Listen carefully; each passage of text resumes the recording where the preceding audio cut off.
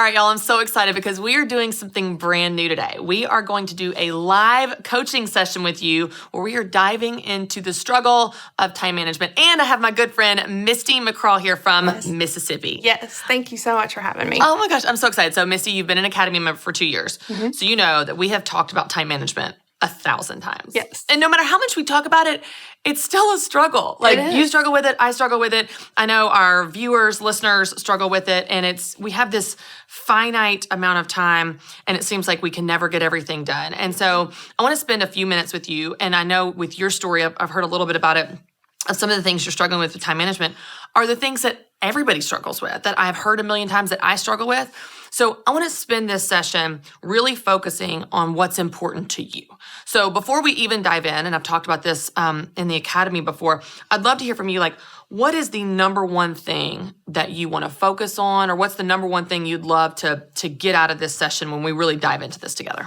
So for me with my time management, it's more of just not knowing where to start. Okay. Like, I know it needs to be there, and I know some of the things just from your teachings in the Academy and things that we've learned throughout the years.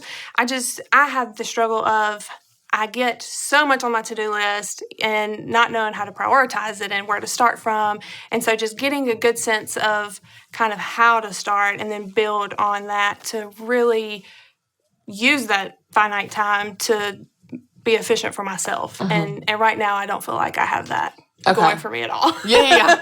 And just like you said, like a lot of people. Yeah, I hear you. You know, it's interesting the way that you describe, like, where to start. I think a lot of us do this with business, with goals, fitness, time, whatever. We look at what's in front of us, like, okay, where do I start? Where do I begin? What's the first step? And sometimes that can be helpful in business. It's like, just do the small thing.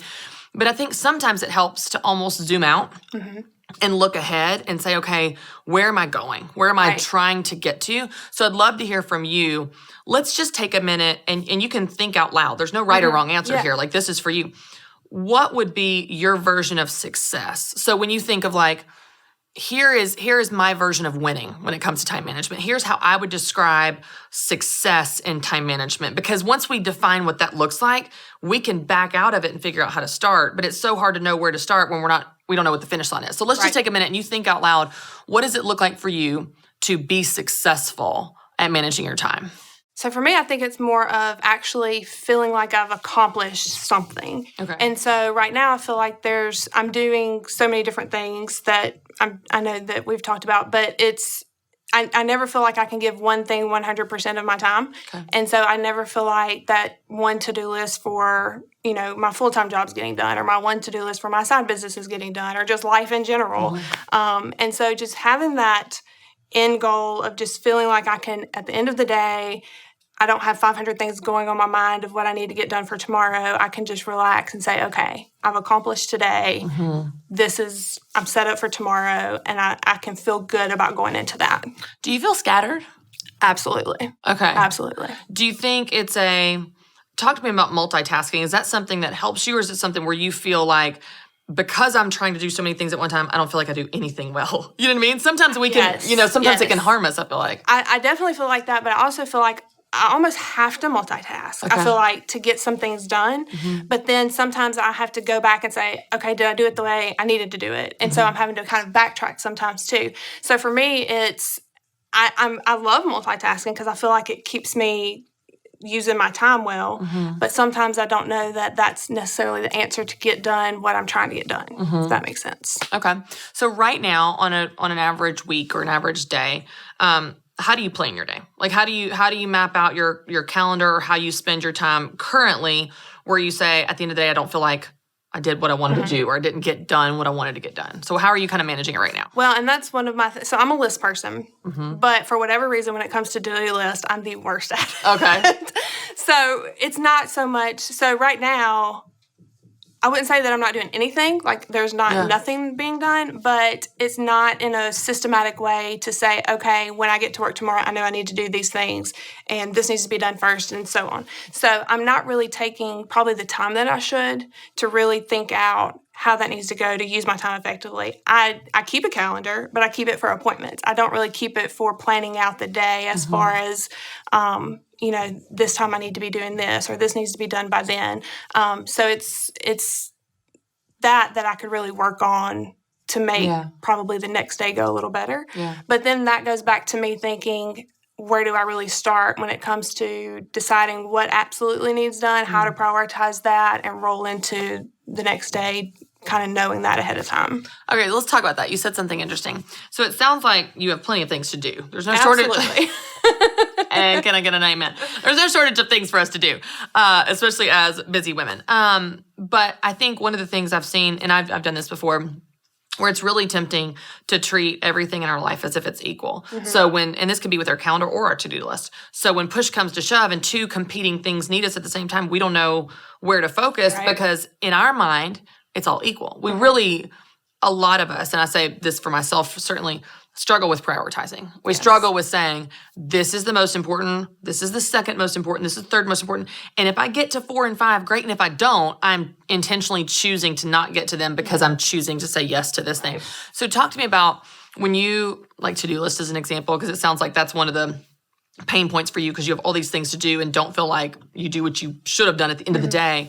What would it look like to create some type of priorities to this? Is that hard for you, or is it something that you could do it, but you just haven't made time for it? So that's one of my struggles because for me, I have things outside of work that I'm passionate about that I sometimes want to make a priority that may not necessarily be the priority. And then there's things at work that need to be the priority that I kind of want to just push to the side a little bit to make it. And even just in life in general with priorities, it's, the house cleaning comes last on the list versus something that, because that's not fun. Right. It's not fun for anybody. Cleaning house, right? Nobody loves laundry. Yeah.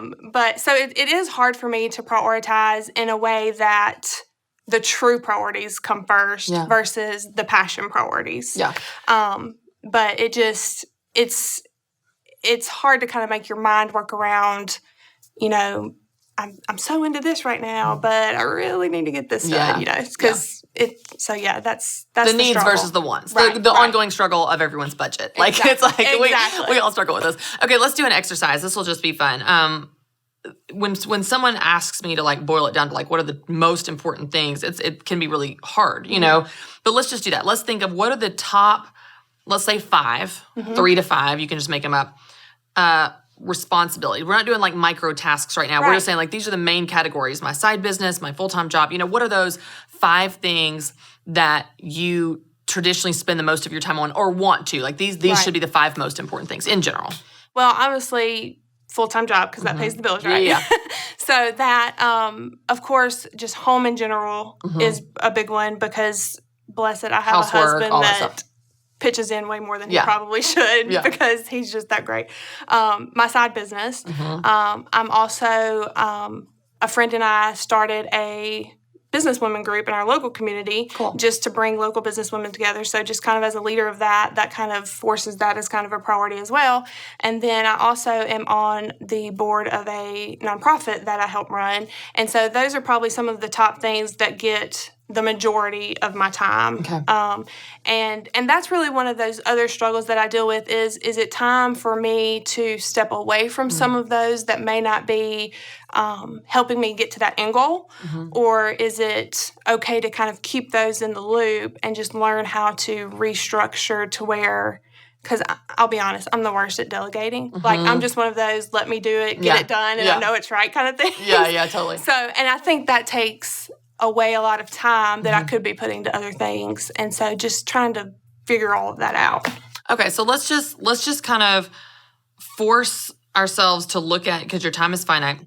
Your full-time job fits in those hours. Like those hours are already allocated. But in your off hours, so the extra hours, so the after work time, the early morning time, the weekend time, all those other things you mentioned, from housework to side business to the women's group, all those types of things.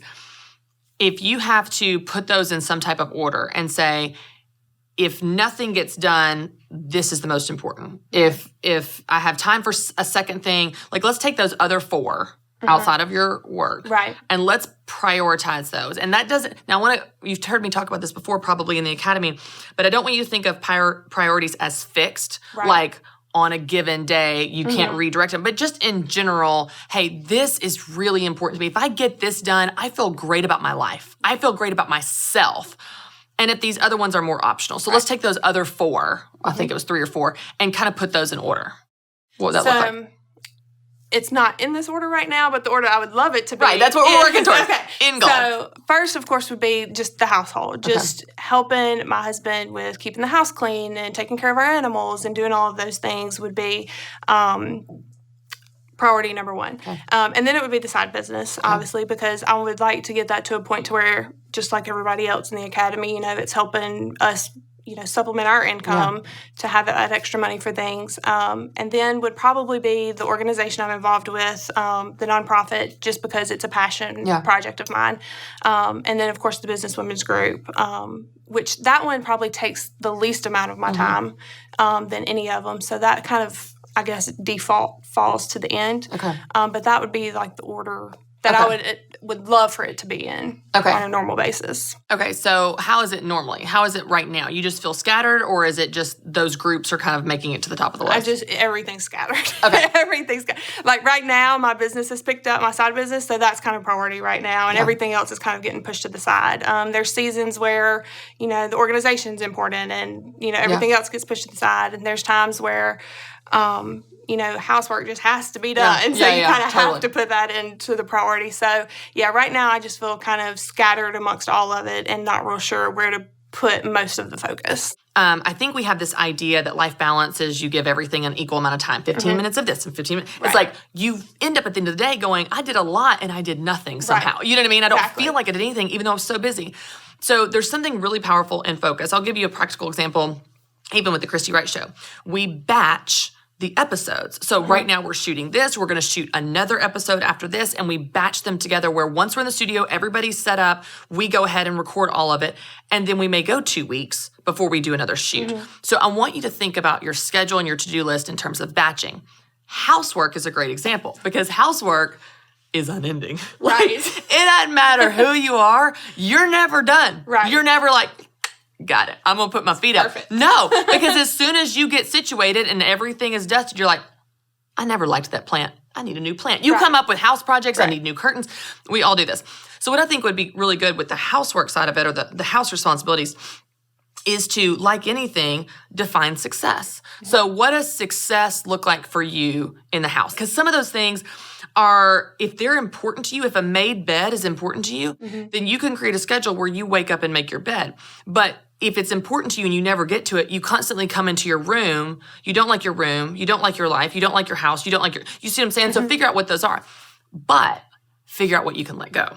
With your housework and your schedule, I think it'd be a great exercise to decide what are the priorities, like what is the order. So if housework is number one outside of your full-time job, then you can batch that and say, okay, I'm making this up. Sunday nights, I'm going to spend 4 hours. I'm going to do all the laundry for the week, all the dishes, all the grocery shopping, whatever those things are that define success at home for you.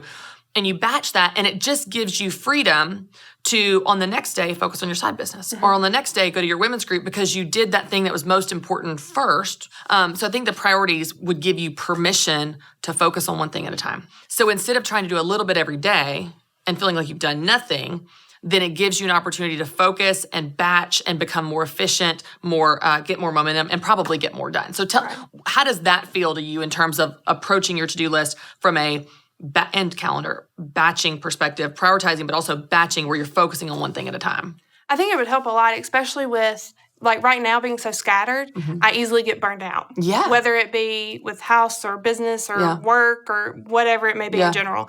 And so I think doing that would really take care of some of that burnout feeling and probably feel more accomplished at the end of the day by saying, okay, that was my priority for today. It's done. Yeah.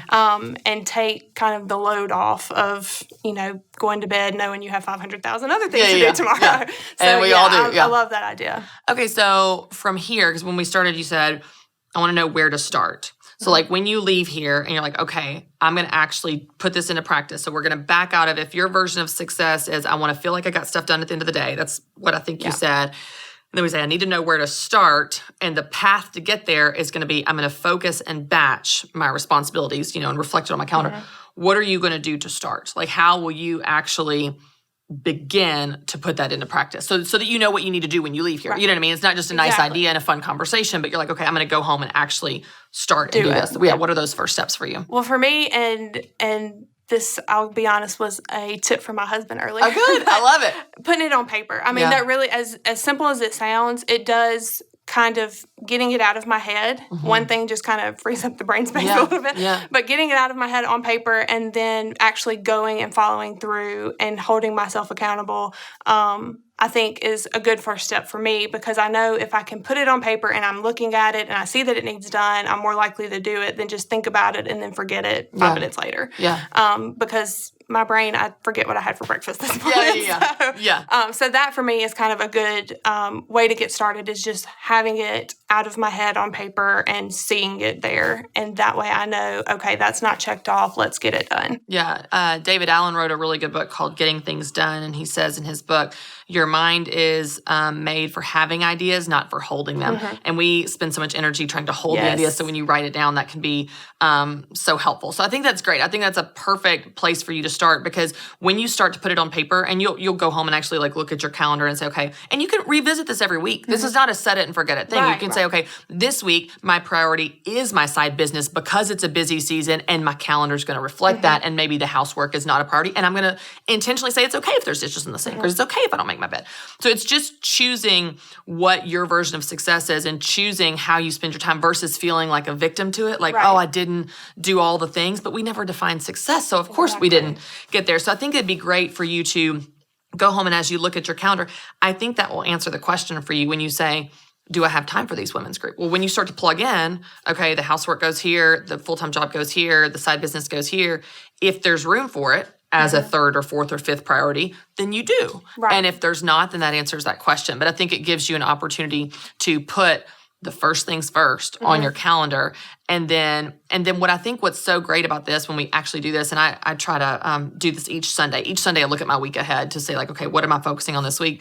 It gives you such freedom because you don't feel guilty about not doing those things. You intentionally choose not to do those things. You're like, no, I'm choosing to do this instead. You know, it gives you that opportunity. I think it also makes it a good communication place, because while Marshall and I talk about appointments that we may have for the week, we never really talk about, okay, I'm going to be busy on this day. I need you to do this for me, or vice versa. So it also kind of leads into that good conversation starter with just your schedule in general. Because, of course, we communicate about things going on, but you never really know, okay, maybe this came up and I need to cover this for him, or this for her. So it's a good conversation starter, too, I think. Yeah, it's fun to, just like with the budget, it allows you to be on the same team and play from the same playbook. So you're like, oh, you've got this going on, or I've got this going on, and you're speaking the same language. So I think that's so good. Misty, this is really fun, because I think one of the things that's really cool about this conversation specifically is the things that you struggle with are things that every single person struggles with, the things that I struggle with. And so it's just such a good reminder for me, for you, for everybody watching, that your calendar is not something that you are just a passive participant. You're in control of it. You know, it's like we said yesterday, anything on your calendar is something you put there. Anything on your to-do list is something you put there. So we have control, which is very empowering to know that we can change it, do something different. So thanks so much for coming. Thanks for hanging out, being our first life coaching guest, coming up from Mississippi. I'm so glad you're here, and I hope this really helps. Thanks for being here. Thank you for having me.